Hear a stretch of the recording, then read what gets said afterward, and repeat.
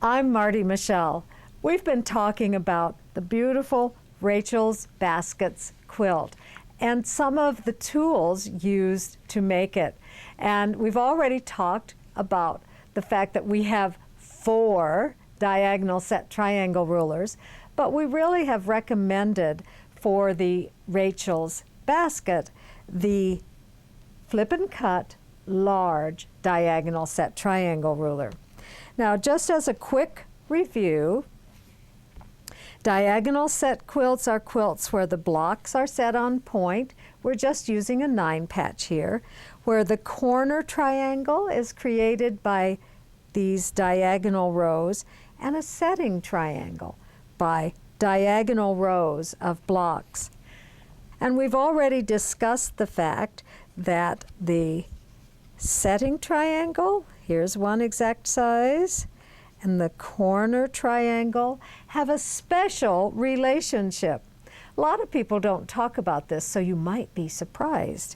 And that relationship is that the finished size of a corner triangle is exactly half the finished size of the setting triangle. So when I developed the flip and cut diagonal set triangle ruler, I took advantage of this feature and our special engineered corners.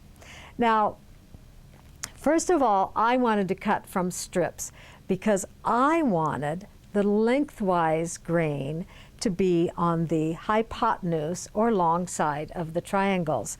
And on the corners, I wanted lengthwise and straight grain. You can only have lengthwise one side or the other, but I wanted straight grain on the outside edge so we wouldn't have stretching.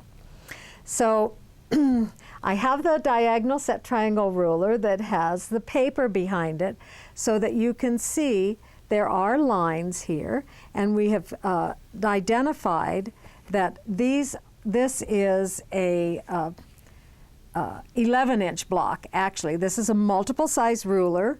It goes from 6 to 16 inches. And I have an 11-inch block of fabric right here that I'm cutting the corners for. So now you can see the ruler. Now you can't, but I can see the lines here with the ruler.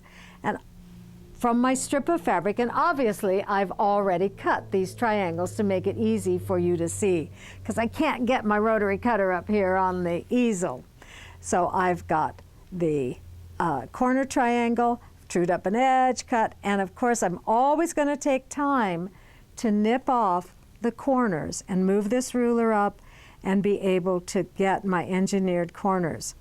Okay, that's easy. There's the corner triangle. Now, how do you get that big triangle?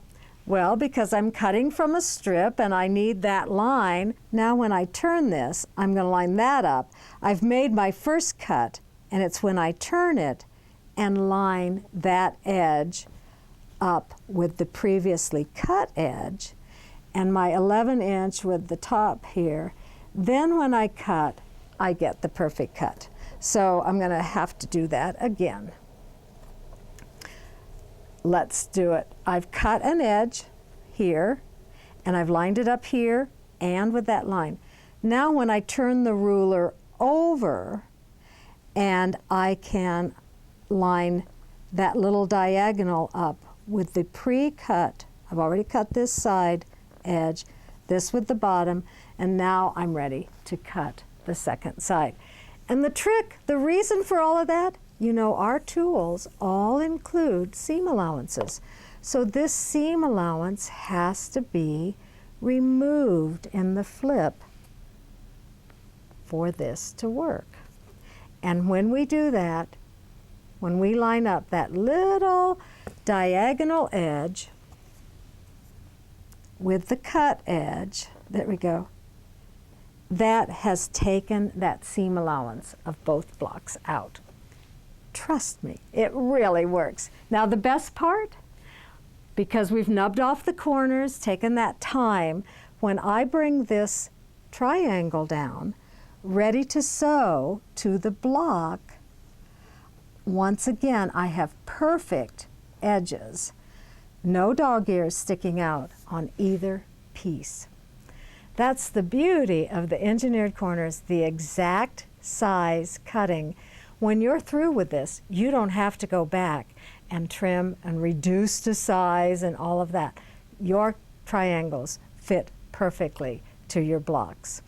And you'll love doing that with Rachel's baskets.